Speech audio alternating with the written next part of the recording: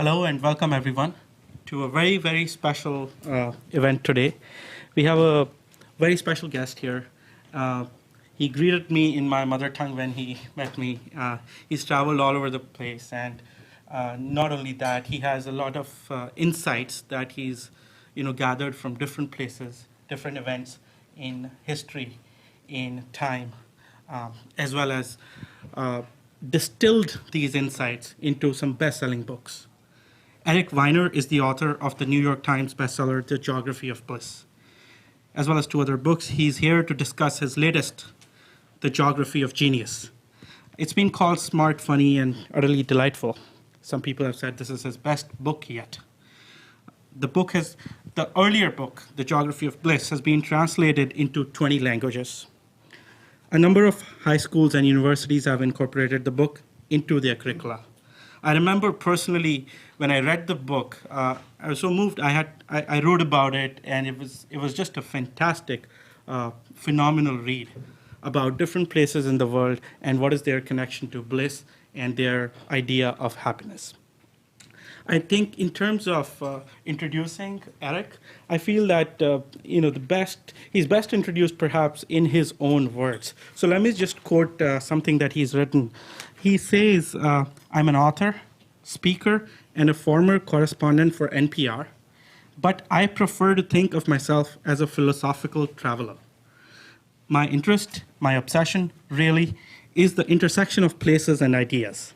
It is at this intersection, I believe, where the most fascinating aspects of life unfold, be it our search for happiness, spiritual fulfillment, or creative expression. With that, over to you, sir. Thank you, sir. Thank you for that very nice introduction. I appreciate that. I'm delighted to be here, and I want to begin with a story, because who doesn't love a story? This is about a place where a lot of brilliance was happening in a very concentrated area. Incredible innovation. And no, I'm not talking about Silicon Valley. I am talking about Florence in the year 1489. So let's time travel back there. And the place is practically run by one very wealthy family known as the Medici. The Medici were great patrons of the arts, and they were powerful. And the big cheese in the year 1489 was Lorenzo Medici, who went by Lorenzo the Magnificent. I don't know if he called himself that or others did. Maybe it was on his business card. But he was quite impressive. He was a poet and a diplomat and a great patron of the arts. And one day he's walking outside the palace grounds, and he notices this young stonecutter who can't be more than 14 years old.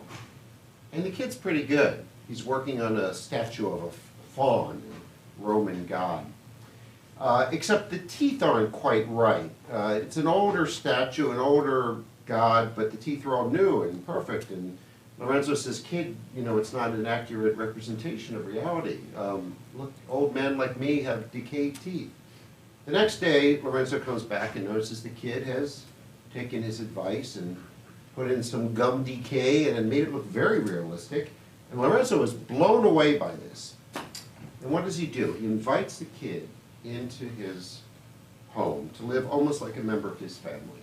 Gives him the best teachers and the best materials in the world. In other words, he invests heavily in this kid. And it was a wise investment, because today the kid is known by his first name, Michelangelo. And the point of the story, which we'll come back to, but I'm going to set aside for a moment. The question that I'd like you to ask yourself is, who was the genius? Was it Michelangelo, who is certainly a well-known name and one we associate with genius? Or was it Lorenzo the Magnificent, a lesser-known name, but someone who perhaps without his involvement and his investment, we wouldn't know the name Michelangelo? Or another possibility, was the true genius the city of Florence? Was it the place? Genius. What do I mean by genius? It's a big word. Do I mean just intelligence, someone with a high IQ? Absolutely not. Have you heard of Marilyn von Sant? Anyone? High IQ, 220, perhaps the highest ever recorded. she hasn't accomplished, with all due respect to her, that much in the way of creative achievement. William Shockley should be a familiar name here. Nobel Prize winner, inventor of the transistor, one of the fathers, really, of Silicon Valley, IQ of 140. Not so hot. Not bad, but not so hot. So I'm talking about creative genius. Genius where you're creating something for the ages. And now if you apply for a US patent, you have to meet 3 criteria. You have to invent something that's new, useful, and surprising. You need all 3. You know, if I were to invent a new coffee mug that was fluorescent orange, well, that would be new and vaguely useful because I could spot it in the dark, but not so surprising. You haven't made that conceptual leap. I couldn't invent a coffee mug with no bottom, which would definitely be new and surprising, not particularly useful. If I invent a coffee mug that doubles as a flash drive and folds in your back pocket, now we're talking about something. And also, I believe strongly you cannot separate the creative act from the recognition of the creative act. You can be doing the most amazing work here in Google. If it's not recognized by someone, it's almost as if it doesn't exist, which is sad but true. So really, one important aspect of genius, and it may be the most important, is a social verdict. That we all agree as a country and as a culture who the geniuses are. If you're tinkering, you know, in your garage and you're recognized, then you're a genius. If you're not, you're just some guy tinkering in his garage. You may be recognized years later. But if it takes a village to raise a child, as the African proverb goes, it takes a genius to raise, it takes a city to raise a genius, that many people. Now, there are a lot of myths surrounding genius. Myths that are partially true, and which can be helpful, but are myths nonetheless. One is that geniuses are born, right? This goes back actually to the 19th century and an odd English scientist named Sir Francis Galton, who wrote a book called Hereditary Genius, who believed genius was 100% genetic. And we still hold on to that belief that, you know, when someone is a child prodigy, like a Mozart playing the piano at age 4 and composing at age 8, we think it must be genetic. In fact, psychologists now estimate that that genetics account for somewhere between 10 and 20% of the genius puzzle. Important, but not the most important.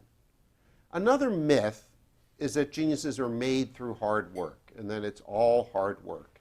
You've probably heard of the 10,000-hour rule, this notion that you need to put in at least 10,000 hours over a decade to achieve mastery, if not genius. And I don't want to be dismissive of hard work. It's important. But there are lots of hardworking people in North Korea, but very few geniuses, right? And it's not that there's anything wrong with them genetically. It's that the third element is missing, which is place. So I believe that geniuses are not born, geniuses are not made, geniuses are grown in the soil. The seed matters in the plant, but you need to water it, and you need to have the right climate, or nothing's going to happen. And it's always in a relationship, really, between the genius and the place. Not always a comfortable relationship either. Freud had a very mixed feelings about his hometown, or where he lived most of his life, Vienna. Socrates loved Athens and was put to death by the Athenians. So it's a tense relationship, but it is a relationship.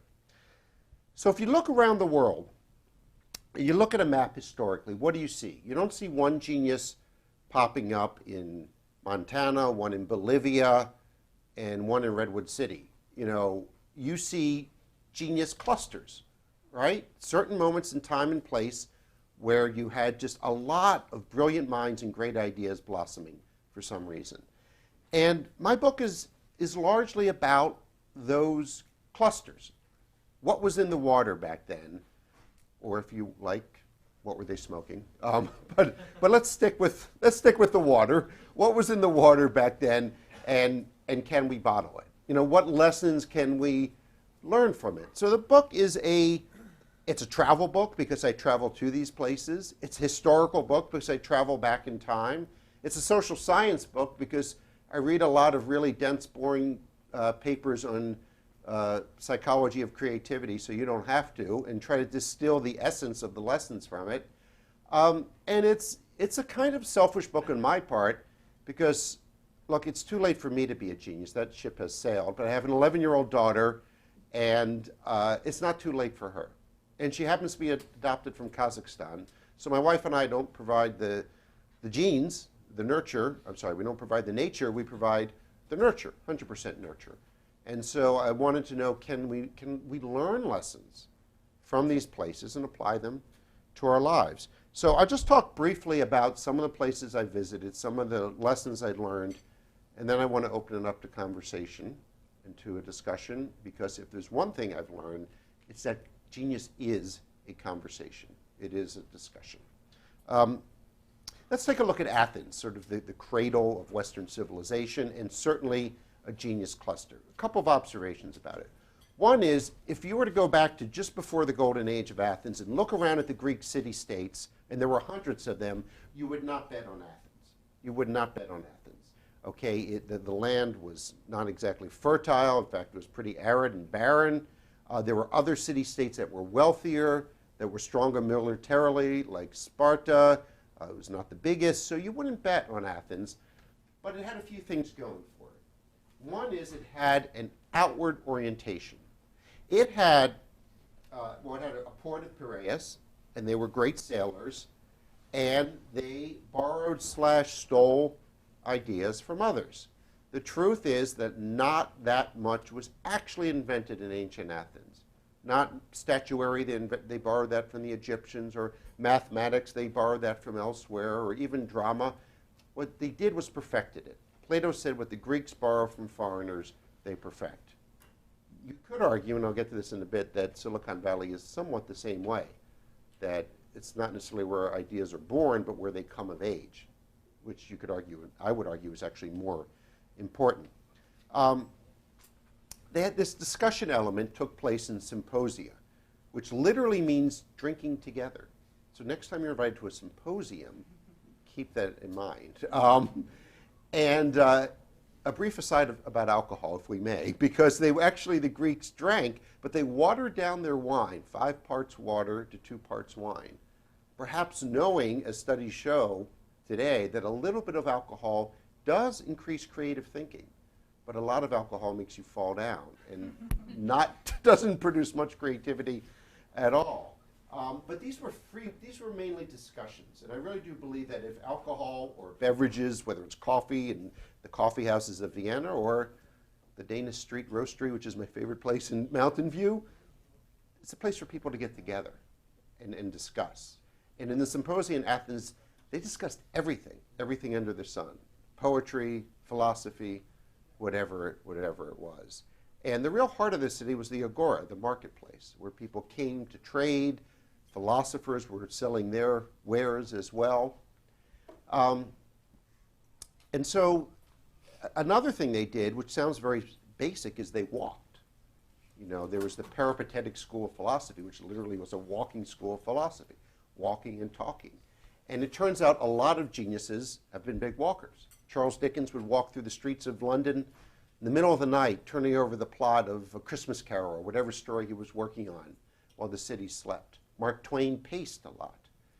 And down the road in Stanford recently, they did a study that looked at the effects of walking and creative thinking and found that spending as little as 10 or 15 minutes on a treadmill, not even outdoors, on a treadmill staring at a blank wall, will lead to more what's known as divergent thinking, creative thinking, than if you're just sitting still. The Greeks didn't know any of this. They didn't know any of these studies, but they sort of knew it intuitively. Ultimately, Athens collapsed, and as I like to say, these genius clusters all arise for different reasons, but they collapse for the same reason, which is arrogance. What one historian called a creeping vanity. It sort of seeps in. And I think all golden ages, including this one, which I consider a golden age in Silicon Valley, have to really be on guard against arrogance and vanity, which that's why I like the phrase creeping vanity, because it just sort of sneaks up on you. Let's talk about it. Let's fast forward back to Florence and to the Medicis that I was speaking about earlier. The fact is that genius takes money. It takes some money, but it has to be leveraged wisely. And the Medicis were expert at doing that. A good example is, again, Michelangelo, who was chosen by Pope Julius II, who was a Medici himself, to paint the Sistine Chapel, which we now, of course, admire, and we all admire it. But Michelangelo was not the obvious choice. Okay, he was mainly a sculptor.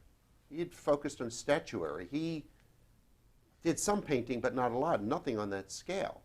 But what the Pope did was bet on Michelangelo. Give him an impossible task. Give an unlikely person an impossible task. And I don't know if we do that today. We tend, I'm not talking about here at Google, but elsewhere perhaps, there's a caution. There's a safety attitude of, I'm going to hire someone for job X who has done job X before, not hire someone who's done job X for job Y. The Medicis didn't see it that way. But they placed a lot of wise bets, and they knew their art, and they leveraged their money wisely. They also valued the manuscripts from the ancient world, from Greece and Rome, and you know, a book back then cost the equivalent of what a car would cost today. So if you owned 100 books, it would be like owning 100 cars today. It would be like being, I guess, Jerry Seinfeld owns 100 cars. But you had to know cars. You had to know books back then, and they would mine the books for wisdom, and then take it to the next level. And they borrowed from foreigners as well. But what they borrowed from foreigners, they perfected. We're hopping around the world and around time here, so I hope you don't get whiplash. I want to talk about one city that actually reminds me of Silicon Valley a lot, and that's Edinburgh, Scotland, in the late 18th century, right? This is the Scottish Enlightenment. Some people call it the Scotch Enlightenment because they drank a lot of scotch, but we'll call it by its proper name, the Scottish Enlightenment. So in this city of 45,000 people, small even by the standards of its day, it was there's a good quote here from a contemporary Scottish writer, tells you what it was like in Edinburgh just before this golden age. The city was inconvenient, dirty, old-fashioned, alcoholic, quarrelsome, and poor. Oosh. Yet it blossomed. It was the Silicon Valley of its day in that it was far removed from the center of Europe on the fringes. Silicon Valley, it's not a coincidence it grew up out west, a place where, as one of the early founders of Silicon Valley said, out here, if you fail, your family won't know and your neighbors won't care, right? And there was some of that in Edinburgh. There was also, to get back to this conversation, it took place everywhere. They had hundreds of clubs, strange clubs, like the 717 Club, where they met at only 7:17 p.m. The Oyster Club, which was founded by Adam Smith and David Hume, the philosopher. They would eat oysters, which was considered peasant food, drink claret, red wine, and converse about everything. And there was a lack of specialization. That was true in Athens, that was true in Florence, it was true in Edinburgh. And it's true that the fields of sociology and geology and economics were all very young back then, right? So people had not yet built fortresses around their little parcels of knowledge. I think that the reason we don't have a Renaissance man today, or woman today, is largely because of specialization. And at a dinner party the other day, a friend said, well, of course there's more specialization today. The world's more complicated. I would argue the world is more complicated because there's more specialization. That specialization certainly contributes to the complicated world we live in, that people are rewarded for knowing more and more about less and less. That was not the case in Edinburgh. And the digital technology of the day was actually medicine. The school in Edinburgh University was the place for medicine. There were advances in anesthesia and in all sorts of fields. And there was experimentation and risk-taking going on. There was a physician named James Simpson who wanted to test a new type of anesthetic. And he had his friends over for like a dinner party and offered them a liquid beverage. And apparently in Scotland, people don't ask any questions. They will just drink what's given to them. Turns out it was chloroform, liquid chloroform. And the next morning, the maid found everyone passed out. He was lucky, because any less, and maybe they wouldn't feel the anesthetic effects anymore, they would all have been killed. Within a few years, chloroform became the most widely used form of anesthesia. But if you think about it, it makes sense that medicine has a theoretical side, but also a practical side. And the Scots were great improvers. In fact, it was the age of improvement. You know, they began with building a better plow. They went on to the steam engine. James Watt didn't actually invent the steam engine. He invented a better steam engine. And that reminded me of Silicon Valley as well. There was also a lot of complementary skills going on. I call this compensatory genius. I was going to give an example, but it involves a competing company down the road. I won't give that example, but two guys named Steve, and one's better at something than the other, but no last names. The example in Edinburgh is the founder of modern geology was a man named James Hutton, who was brilliant. I mean, he was the first one to suggest through field research and hard digging, literal digging, as well as metaphorical, that, hey, maybe the Earth is older than 6,000 years, as the Bible says, and as everyone just believed back then. Maybe it's a lot older, as of course we know it is now, but it was a radical idea. He wrote up his paper. The problem was that Hutton was a terrible, terrible writer. Turgid, dry prose, no one could get through it. But he had a friend named John Playfair who had a way with words. He spiced up Hutton's paper, made it much more compelling. Hutton ultimately presented it to the Royal Society of Edinburgh, and those ideas went on to influence Darwin's and Darwin's theory of natural selection. Compensatory genius. One genius compensating for the shortcomings of another. And usually one gets more credit than the other, unfortunately. But throughout history, in all these places, there are always invisible helpers, people who are working behind the scenes. In Florence, it was, well, Lorenzo wasn't exactly totally invisible, but a priest named Nicolai Besciolini was. He worked in a church called Santo Spirito. And Michelangelo was just coming to his own as a sculptor. And he wanted to understand how the human body worked. And the only way to really understand it, it's a little disgusting, but it's true, is to dissect a cadaver to figure it out. That was absolutely forbidden. The church would not allow it. But he went to the Church of Santo Spirito, which also had a mortuary and a hospital, as the churches did then, and said to the priest, I'd like to dissect a cadaver. The priest agreed, under the cover of darkness, to allow Michelangelo to do that, which gave him the understanding of the anatomy, gave him the ability to ultimately sculpt the David, which we all admire today. So you have to give credit to people like Besciolini, to these invisible helpers. And so to sum up before we go to questions, I believe that in all creative places, in all places where you see genius, there are invisible helpers. There is a creative ecology, an actual ecology in place. And that it is the process that matters more than the product. The product of the Renaissance was largely art. But the process, the product was art. The process was a particular way of bringing that art to fruition. The product of this place, of Silicon Valley, is largely technology. But I don't believe Silicon Valley is about technology at all. It is about a creative ecology. It is about a way of bringing ideas to fruition. I'm generally wary of tying things up in a neat bow and saying, okay, here are the 3 T's or the 3 B's. But I realize people like bows. So at the end of my book, I have the 3 D's. And I'll just discuss them very briefly here about what I think all these places have in common, these genius clusters. And then I want to go to your questions. The 3 D's are diversity, discernment, and disorder. Diversity, not only ethnic diversity. In fact, I would argue that ethnic diversity is less important than intellectual diversity. Diversity of ideas, that openness to experience that psychologists have identified as the single most important trait for creativity, for creative people and for creative places, diversity and openness. Number 2 is discernment, which tends to get less attention than diversity and openness. But you can't just have a lot of ideas and treat them all equally, like they're all equally good. They're not.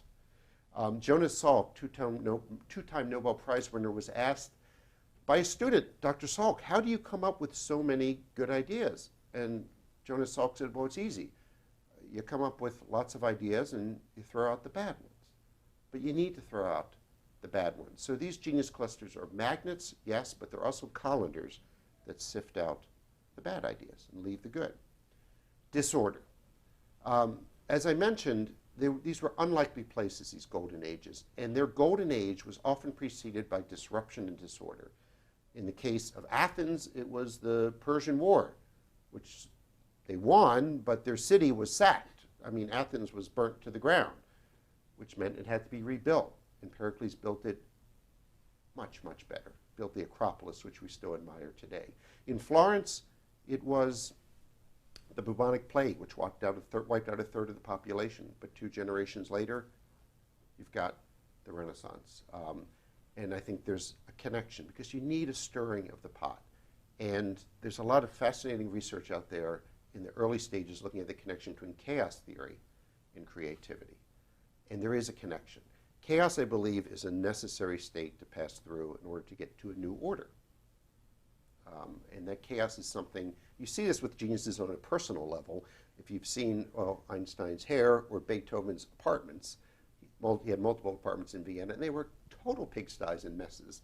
And there have been studies done, and this will be reassuring for people who have messy desks, that show in a messy office setting you will think more creatively than in a neat one. You may think creatively. I don't know if you get those ideas down on the screen or not. That's another story. So diversity, disorder, discernment, it's a simplification. It's a little bow. There's a lot more to it than that.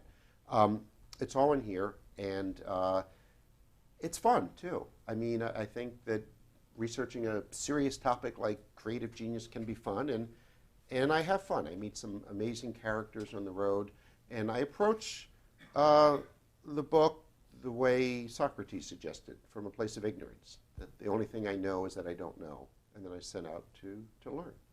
And so with that, I'd be happy to take any questions. Thank you so much. You're welcome. And before we open it up more widely, you've written 2 geography books now, the Geography of Bliss and the Geography of Genius. Right. I was wondering, what do you think are sort of any intersections or common themes, which are good for both, and any contradictions, if you will? Well, Switzerland's a good example. One of the happiest countries in the world statistically, if you look at the surveys, and it's included in my book, The Geography of Bliss. But as Graham Greene said about Switzerland, the Swiss, 500 years of peace and democracy, and what have they brought the world but the cuckoo clock? Which is actually not true. The Germans invented the cuckoo clock. So I think there's probably, like if it's a Venn diagram, is there intersection between happiness and creative genius? A little bit. I think if you're really, a lot of geniuses have been depressives, right? They've suffered from manic depression, they suffered from clinical depression, but they don't really do their most creative work when they're really in the throes of the black dog, as depression's been called. So I think a little bit of that unhappiness and instability is good, but you can be a happy genius too, a relatively happy genius. I think there's some overlap. But I think someone or some place that was perfectly happy, say paradise. If paradise existed, it would probably be the least creative place in the world. Because creativity, I believe, is a reaction to a challenge. And there are no challenges in paradise, right? Everything is given to you. So, like so many things in this book, it is a sweet spot. Sweet spot between being an insider and being an outsider. I write about connection between immigrants and creativity. And sweet spot between happiness and misery, basically. Other questions? Questions? Yeah. Yeah. So if you're trying to anticipate where the next locus of genius would be, well, are you willing to do that, and what would you look for? I could say anything. I think this question comes up, I could say like Ecuador, but not for another 10,000 years. that would be the safest bet. The honest answer is I don't know. But we can say with, not to pick on the North Koreans, I don't know if there's anyone from North Korea here today, but it's not going to be North Korea. Okay, it's not going to be a place like North Korea. We can say that. It's not going to be a closed system like that. It's going to be an open place with an open system, and a place with a culture, a strong culture. Let's look at Estonia, for instance. Usually people don't know this, but I'm willing to bet 100% of the people in the room know that Skype was developed in Estonia. That seems odd to some people. Small country, but small can be good. A strong culture. They were never really Russified under the Soviet Union. Open, free flow of information, geographically well positioned between Russia and Western Europe. That strikes me as a place where things can happen. But the specific place, I mean, I would be lying to you if I were to say it's going to be right there.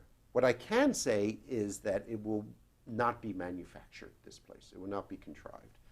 This has been tried. You know about Silicon Wadi, Thames Valley. There have been so many attempts to replicate this place, and they have all failed because I believe Silicon Valley is a culture, and you cannot transplant a culture. It just doesn't work that way. Yes? So universities would traditionally fit those 3Ds that you talk about, right? Generally, a lot of them at least have the culture. So no chaos. Yeah, I would take a little exception with that, but Sure. go ahead. But is your question I'm about just the? wondering, I mean, what is the track record of universities through history, if you're Yeah, talking about, it's right? that's an interesting question because the relationship between say education and genius is curvilinear. A little bit of education is good, but a lot is not so good. In fact, no, I'm serious, and that's true with happiness, by the way, too. If you have a PhD, you are statistically less likely to be a genius than if you don't. And by the way, this is statistically less likely to be happy than if someone with just a master's degree. But if you think about it, I think this is not a coincidence because you're specializing, right, more and more. And there's a long line of geniuses who are bad students. Einstein he hated high school. I mean, he almost gave up science because of the exam system, which he found stifling. He had difficulty getting his PhD dissertation accepted. I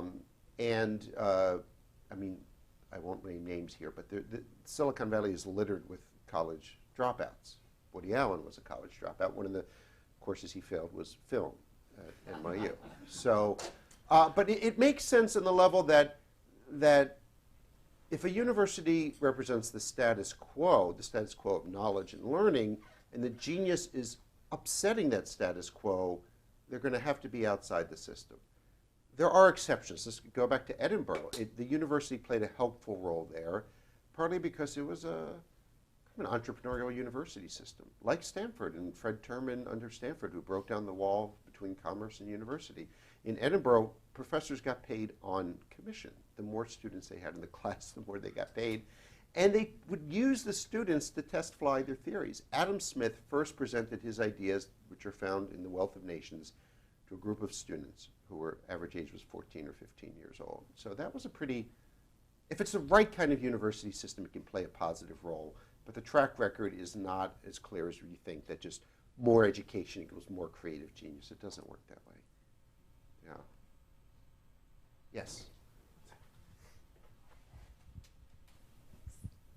In your research, did you come across any patterns that caused the slow of growth in creative genius? Like, when did Athens become not a place to do that? I think it was arrogance. It was this creeping vanity. And that's what happened is either places become arrogant and therefore they become less ignorant, which is bad. They've closed their mind to the possibility of possibility because they're convinced they know exactly how to do it. There's also this kind of obscure theory from the 1940s called configurations of culture growth by this anthropologist named Kroeber. And the way I translate his ideas, it's like you have a kitchen cupboard and you're trying to cook. And ultimately, you can combine them in different ways, right? You know, there are those apps where you put in the ingredients you have and they give you dishes you can make. At some point, you run out of combinations, right? So you have to import more ingredients or do something drastic. But at some point, cultures just start to plagiarize themselves. And so I say either arrogance or kind of a staleness, the staleness that comes from closing off. You know, Athens was very open to foreigners during its golden age, and then it became less so.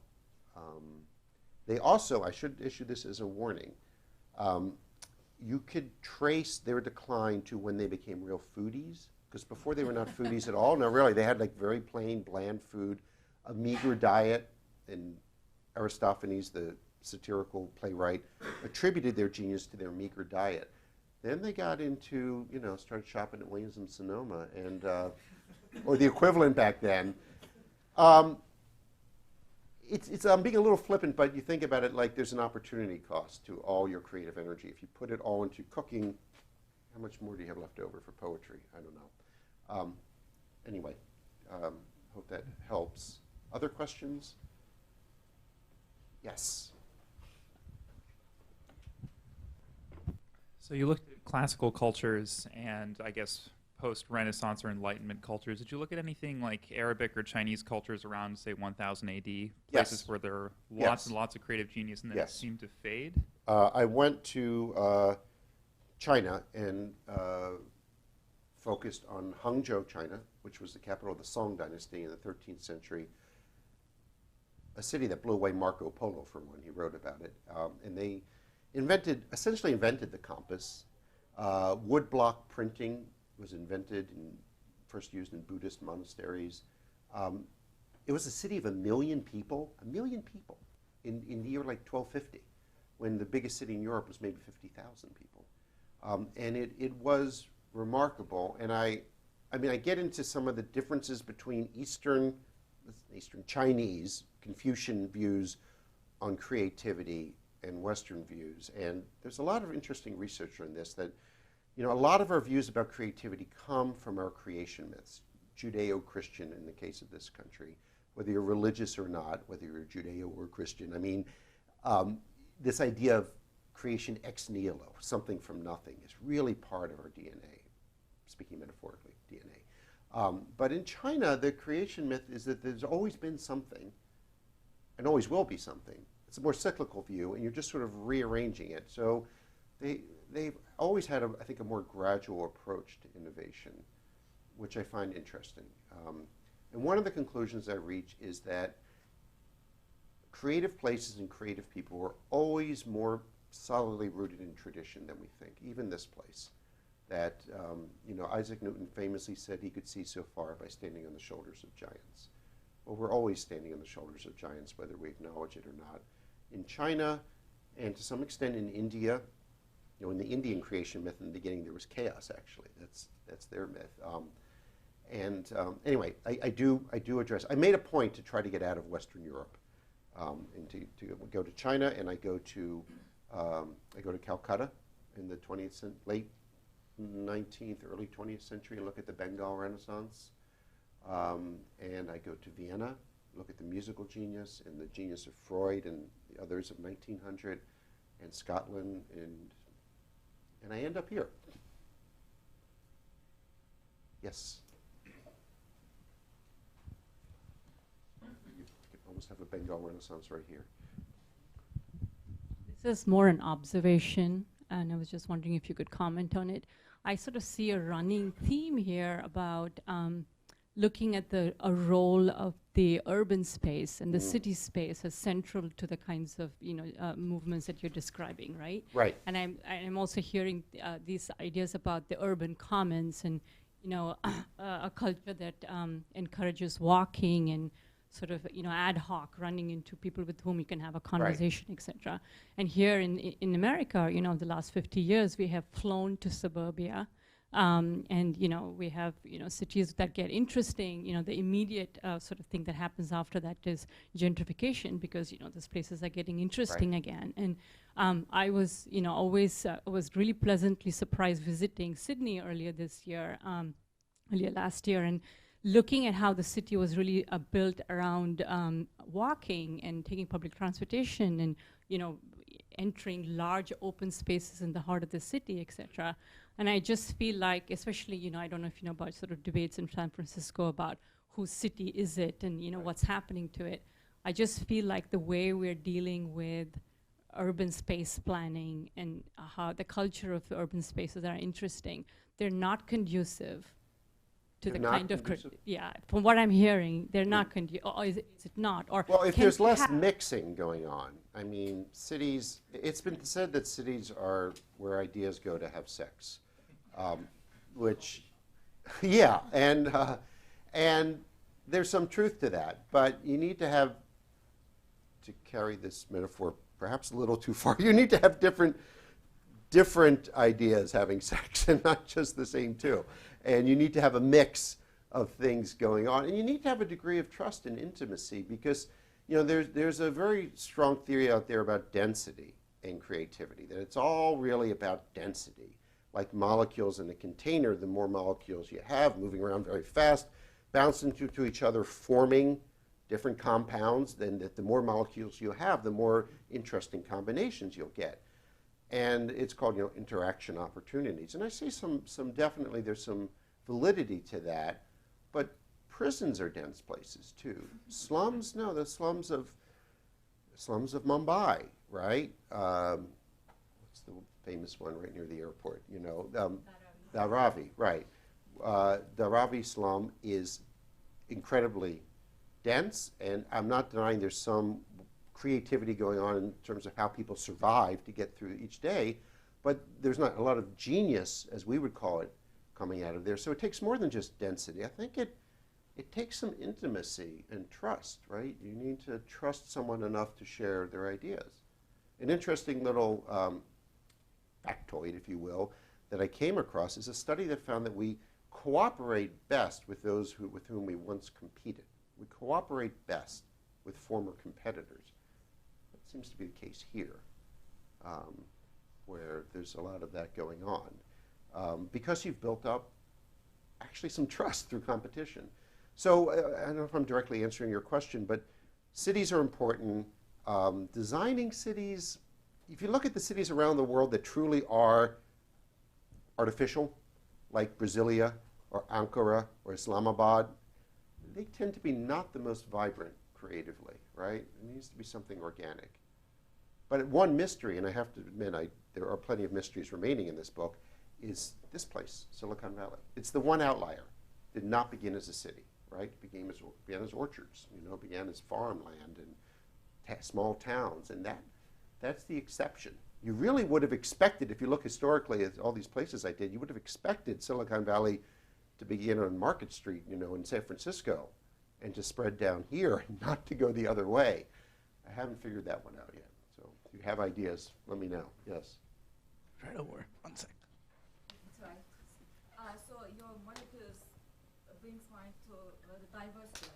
That's a big concept, especially nowadays. Do you think these places that you identified have more diversity in some sense? For example, maybe more travelers will come to that place, or different religions were more tolerated, or different families, tribes were together? Did you see that? Immigration, I would say. I mean, first, diversity of people, which leads to diversity of ideas. I wrote an article in the Wall Street Journal this past weekend about this connection between immigration and creative genius. And there's a long list of immigrants and refugees who become geniuses, whether it's Thomas Mann or Einstein, who was twice over immigrant, Marie Curie, who moved from Poland to Paris. And so what is it about the immigrant experience that makes them creative? And it's not just that they work hard. I mean, that might explain their success, but it doesn't explain the creative leap. I think it's because their world has been turned upside down. They're bringing a fresh perspective, and they bring diversity to a place, and then that has like a contagion effect, actually. That it's not that immigrants just bring their ideas and everyone says, oh, they use chopsticks in China, we're going to use chopsticks here. No, it's like, oh, there's some other way of eating other than using a fork and spoon, and maybe there's other ways of doing other things. So it opens your mind to the possibility of possibility. And that, I think, is the real value of diversity and of immigration. It's not that, oh, we're just going to import that idea wholesale. We might adopt that idea, adapt it rather, to our own needs, or we might just find another field. I mean, there's a creativity contagion that goes on. Like Vienna of 1900 is a perfect example. So you had the secessionist movement in art led by Gustav Klimt, a whole new art movement, and then you've got advances in physics, and you've got Freud with his theories, and what happens is I think people see breakthroughs in one field, and they lead to breakthroughs in others. You know, and perhaps you see that here in Silicon Valley as well. Yes. Well, okay. Yes. Yes, I have questions. So there is an academic, Joseph Tainter, who studied, tried to make some sort of a quantitative study of, let's say, creative throughput. So he and a few other academics set up this database of all the U.S. patents, and then they tried to analyze it, try to see what this trends, sounds familiar. Yes. what trends they can see. And what they found out is this decrease in, let me call it, well, the decrease in number of patents per scientific staff member or engineering staff member. And he's really trying to he was really trying to study sort of creativity, but that's a proxy. He can't study creativity directly. It gives you some numbers, data, right? Everyone loves data. And he sort of explains that partly in the following way. He says at the time of the Newton or Darwin, you could have sort of a lone, reasonably wealthy person with a laboratory in a basement and making really impactful inventions. And he says now that time is gone. You really need very expensive equipment. You need Specialization. You need a lot of people helping you to operate. So he basically says, well, there were these great impactful inventions. He calls them like low hanging fruit, like a light bulb. So that was already invented, and gravity was already was discovered. And he says now the inventions are sort of further are more difficult to make. And so and he isn't making a statement. He's sort of asking a question. He's in one of the lectures. He's asked, well, is it the case? I mean, is the creative sort of throughput coming to becoming diminished? Do we need to sort of invest more and more resources to have the same level of creative throughput? And so, what is your sense? Well, I mean, it's definitely it's true, and it's been shown by other researchers too that we have fewer real breakthroughs, right? Where is the Darwin or the Einstein of our day who make a real leap? And I think it's because of specialization. It's because, as you say, it's more expensive to, even though in a lot of fields, like the digital fields that you work in, it's much easier for anyone to get involved, I suppose, to find a cure for cancer or to do some real breakthrough work. The costs have actually gotten higher, you could argue. So there are fewer scientific breakthroughs today than in centuries past. I think we've raised the floor, like there are more talented people in centuries past, but we've actually lowered the ceiling. And I would point a finger again at specialization, that even a Darwin was crossing over boundaries from botany to biology that maybe today there would be a wall between them. Einstein was crossing boundaries. I think we need to have more of a porousness and an amateur culture in a way. This place, Silicon Valley, grew out of tinkering, first with ham radio and then with motherboards. But if it requires an institution and a big, expensive institution to make a breakthrough, you're going to have fewer breakthroughs. I mean, Google would have never started if it required an institution to start it. So Yes, sir. So I have read your previous. Oh, sorry. Oh, hold on. One question here. I'm sorry. I apologize. Wanted to go back to your the earlier question about decline of creative locations, times. So you talked about Athens, it being arrogance and maybe a declining interest in other ideas, outside ideas. And I think there's some saying, as will happen in phases, that's happening now in Silicon Valley, or there's signs of it. What's your take on that? Do you see any signs of those things happening? I was waiting for this other question. Signs of decline? I was actually pleasantly surprised so many questions have been not about Silicon Valley. Now I'm thinking about what I say and whether I'll be invited back based on what I say. How about just an honest answer? Yes, I do see some of that. I think I lived in Palo Alto about a decade ago. It's at Stanford University doing a fellowship, and since that decade, when I come back, I see more bling, for lack of a better word, flashiness.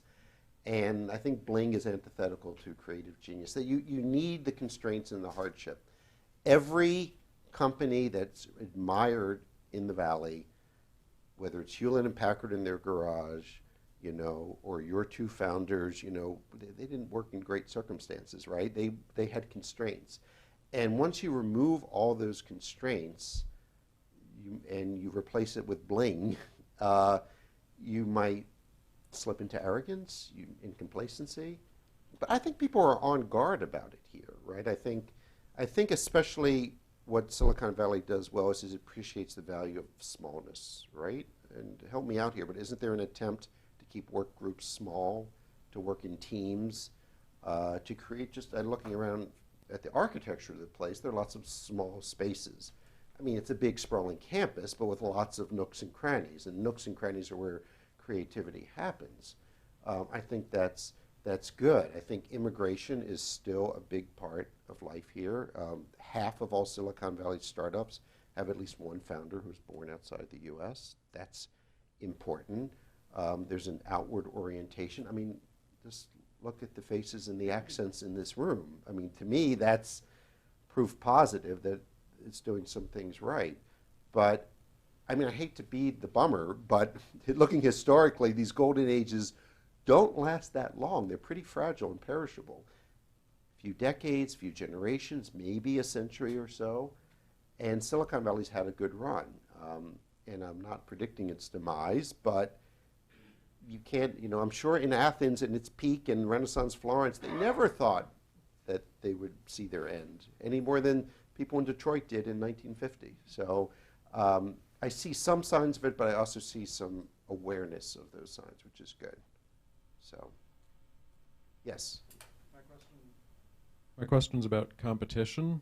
There was only one Athens at the time of Athens, and only one Edinburgh at the time of Edinburgh.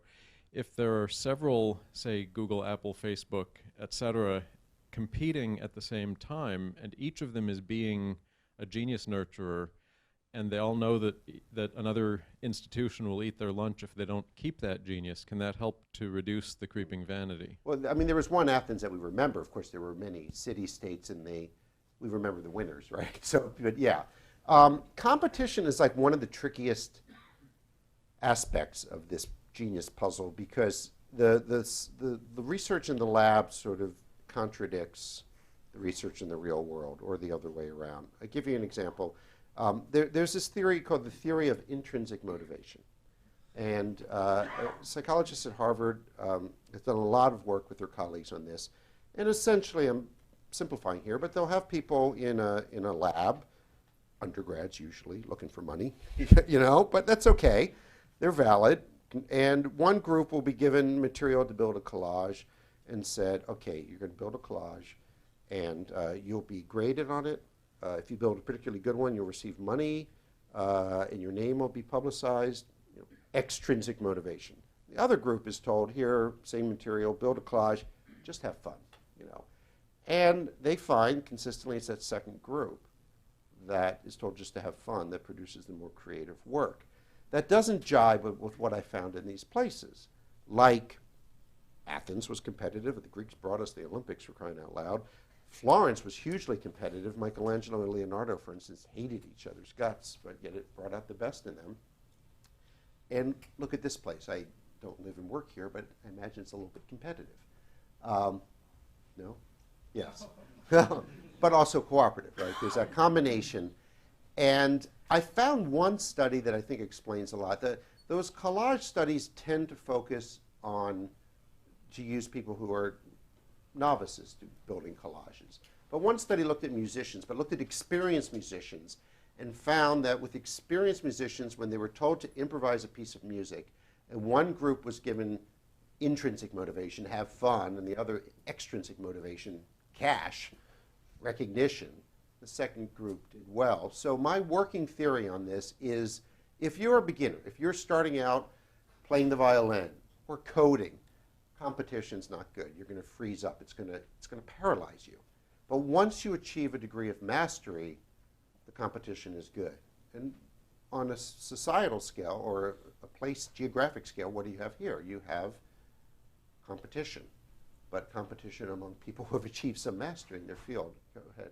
To achieve mastery in musician field requires lots of intrinsic motivation and lots of specialization. So I think you're looking at a very select population there. I'm going to turn the question to ask you. What do you think that competition plays a positive role in Silicon Valley, for instance?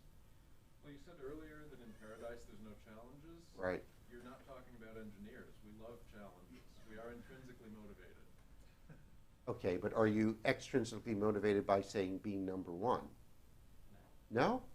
No. Anyone else? Being excellent, yes. Being number one, no. Okay, but that excellence becomes from your internal compass, not from an external validation? I'm just wondering. I'm seriously curious. It helps to be able to measure it, because otherwise how do I know? Right. But I don't compete with people. I compete with the highest standard I can find and attain to. Okay. I mean, you sound like you're intrinsically motivated. But what if Google cut your salary in half? Then it would be. All right. We've got a real intrinsic motivator here. That's maybe, yeah, go ahead. So I have read your other book. Yeah. Geography of Bliss, Right. And I wanted to know if you make any connection between bliss and genius. Is Oh. happiness a precursor? Yeah, that came up earlier. I think you weren't here, but there's a little bit of overlap, but not a lot. I think if you're totally blissed out, if on a scale of 1 to 10 you're a 10, I don't see those people being the most creative. But if you're a 1 or a 2 and you're not getting out of bed in the morning, you're not going to create much either. So, yes. Okay, go ahead. So we're almost out of time. Okay, This has been great, though. I was quickly going to ask, to what extent does the diversity or the spectrum, the range of ideas, qualify these places as clusters of genius? So in Florence, you have everything from accounting to, and in Vienna, you have knew about accounting? all of the arts. Right. And so these are very diverse places. Right. Is it sufficient that you optimize the length of a tweet to be, considered one of the Optimize the, what's that? a tweet. Yeah. I was ironic, but what I'm saying. Okay. Yeah. So to what extent does the diversity actually qualify a cluster as being that cluster of genius? In my mind. Will you answer? Could you maybe just summarize for the record? Yeah, the question is like, in order to qualify as a genius cluster, must you be a diverse genius cluster? In other words, you have to be more than just a one-note genius cluster. And I think so. The only really exception I had to that in my book was Vienna Part 1, which was musical Vienna, which really was about music, late 18th century. But I think what, in my mind, makes these golden ages special is that sparks were flying in so many different directions. Exactly, and that's great. Not many people know that accounting, modern accounting practices came out of Florence, as well as all that great art. And you see that time and again in these places. And I think, again, it's that contagion effect. It's not just a coincidence. Because you have, an art movement in Vienna in 1900 that's amazing, you're more likely to have an amazing psychological movement as well. And the problem with the Detroit is it was one note. I briefly, I was looking at the U.S. and I was going to have a chapter on the U.S. I thought, well, do I do New Orleans and jazz? Do I do New York and art in the 50s and 60s? Do I do Detroit?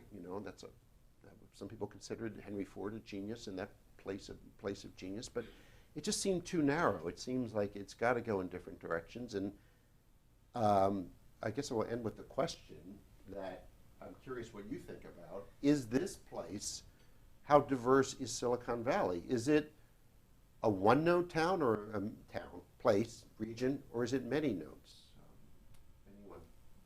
I mean, is it, because some people say, well, it's, you know, it's software and hardware, or it's this and that, but it's, you know, it's many things. Bioengineering, all kinds of engineering. Right. I mean, it's everything. Right. But I suppose what's missing is a true art scene. Right. Although if you expand the definition of Silicon Valley to San Francisco today, you do have that there. Right. And would you include Berkeley there? Oakland? yeah, I mean, if you expand it broadly enough, you've got everything. So I would argue that it would, and this is just the theory, is that the more diverse you are, the better your chances of longevity, right? Because you've diversified. Like, it's a biological phenomena, right? You don't have all your eggs in one basket. So the more Silicon Valley diversifies into even adjacent fields like biotech and et cetera, the better. Again, I'm against specialization. So this has been a great chat, though. Talk. This was Cool. fantastic, ladies and gentlemen. Thank you. Please join me in thanking Eric Weiner. Thank you.